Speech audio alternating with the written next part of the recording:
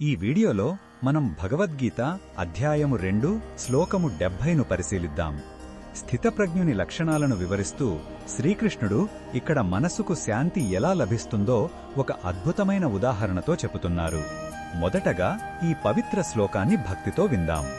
ఆపూర్యమాణమచలత్ ప్రతిష్టం సముద్రమాపః ప్రవిశంతి యద్వత్ తద్వత్ కామాయం ప్రవిశంతి survey శాంతిమాప్నోతి న కామకామీ.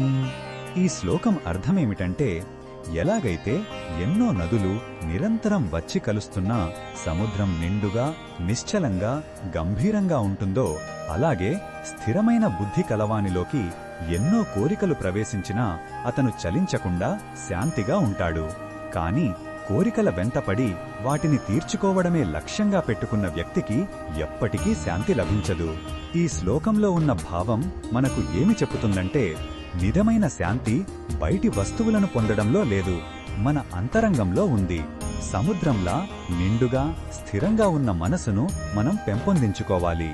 కోరికలు అలల వంటివి వస్తూ పోతూ ఉంటాయి, వాటిని గమనించాలి కాని వాటి ప్రవాహంలో కొట్టుకుపోకూడదు. ఈ అంతర్గత పరిపూర్ణతే అసలైన ఆనందం. ఈ బోధనను మన దైనందిన జీవితంలో ఎలా ఉపయోగించుకోవచ్చు అంటే, మనకు ఏదైనా కావాలని అనిపించినప్పుడు ఆ కోరికను గమనిద్దాం. అది మనల్ని అశాంతికి గురిచేస్తుందా అని ప్రశ్నించుకుందాం. ధ్యానం, ఆత్మవిచారణ ద్వారా మనసును నిశ్చలం చేసుకుంటే కోరికలు మనపై ఆధిపత్యం చెలాయించలేవు. ప్రశంసలు పొందినప్పుడు పొంగిపోకుండా, విమర్శలు వచ్చినప్పుడు కుంగిపోకుండా సమనిలయతుడుండటం అలవాటు చేసుకోవాలి.